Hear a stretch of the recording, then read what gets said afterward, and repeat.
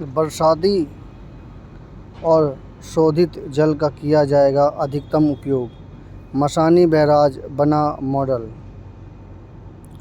Pilot project सफल रहा तो पूरे प्रदेश में होगा लागू, राज्य में 201 एसटीपी।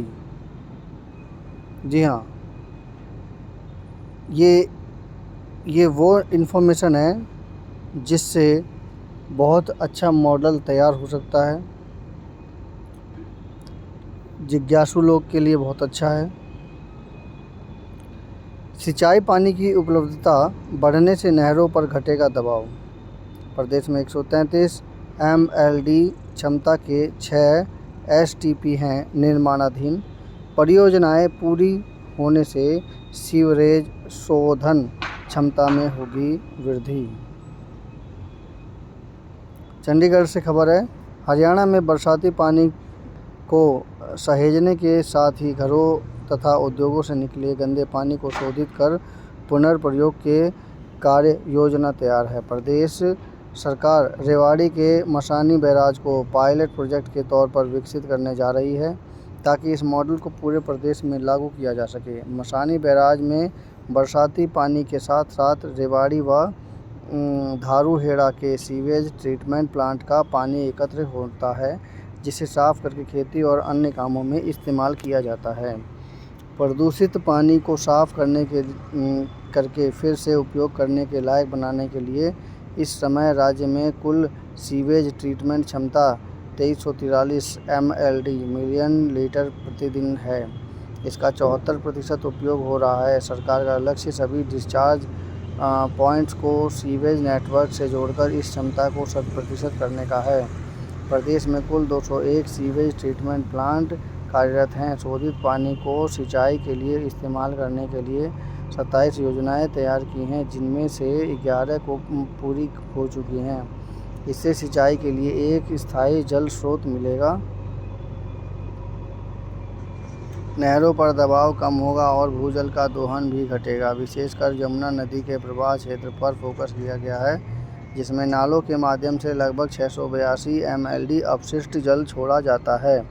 हालांकि इसमें से 128.6 एमएलडी अपशिष्ट जल दिल्ली से हरियाणा में प्रवेश करता है, उसके बाद यमुना में जाता है। इस प्रकार हरियाणा का कुल डिस्चार्ज लगभग 553.4 एमएलडी रहता है। इसके अतिरिक्त दिल्ली के अलीपुर ट्रेन के माध्यम से फरीदाबाद क्षेत्र में सीधे यमुना नदी में करीब 83 एमएलडी अपशिष्ट जल भी छोड़ा जाता है, जो प्रदूषण का कारण है।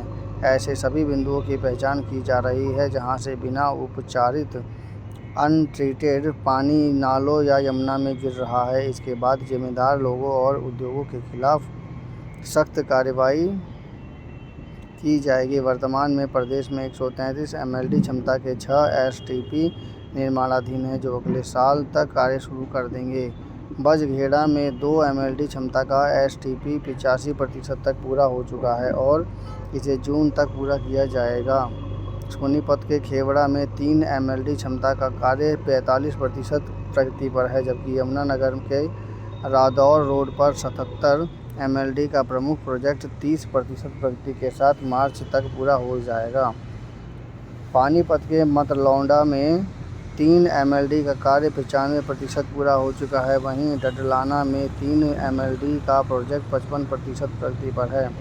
फरीदाबाद के बहादुर शाहपुर में 45 एमएलडी क्षमता के एसटीपी पर 15% काम हुआ है। इन परियोजनाओं के पूरे होने से सीवरेज शोधन क्षमता में काफ़ी वृद्धि होगी। यमुना कैचमेंट में 7 एसटीपी होंगे अपडेट। यमुना कैचमेंट क्षेत्र में 288.5 एमएलडी क्षमता के 7 एसटीपी का अपग्रेडेशन किया जा रहा है। गोहाना में 3 एमएलडी, सोनीपत के सोनारिया में 40 एमएलडी, बहादुरगढ़ के लाइन पार्क क्षेत्र में 18 एमएलडी और हथीन में 4.5 एमएलडी क्षमता के एसटीपी को इसी वित्तीय वर्ष में अपग्रेड किया जाएगा। हसनपुर के 3 एमएलडी क्षमता का एसटीपी दिसंबर तक, जबकि गुरुग्राम के धनवापुर में 100 एमएलडी और बहरामपुर में 120 एमएलडी क्षमता के एसटीपी अगस्त तक अपग्रेड किए जाएंगे।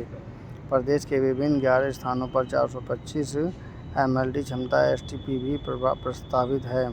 नालों में बीओडी स्तर घटाने के लिए उद्योगों पर नज़र। पर्यावरण मंत्री राव नरवीर सिंह के अनुसार प्रदेश सरकार ने अगले साल 31 दिसंबर तक नालों के बीओडी अपशिष्ट जल में कार्बनिक प्रदूषण की मात्रा स्तर को 10 mg से कम करने के लक्ष्य रखा है। इसके लिए उद्योगों तथा टैंकरों के माध्यम से अपशिष्ट निस्तारण पर रोक लगाने के लिए फ्लाइंग स्क्वाड गठित किए जाएंगे, जो औचक निरीक्षण करेंगे। तो ये थी वो जो कि बरसाती और शोधित जल का इस प्रकार से मॉडल बनाया गया है। प्रगति तो अच्छी है, लेकिन इसमें इस प्रोजेक्ट को अगर जल्दी से जल्दी सफल हो जाए तो ये बहुत ही अच्छा रहेगा। इससे सभी को फ़ायदा होगा। मेरी समीक्षा कैसी लगी कृपया कमेंट कीजिए, चैनल को सब्सक्राइब कीजिए। धन्यवाद।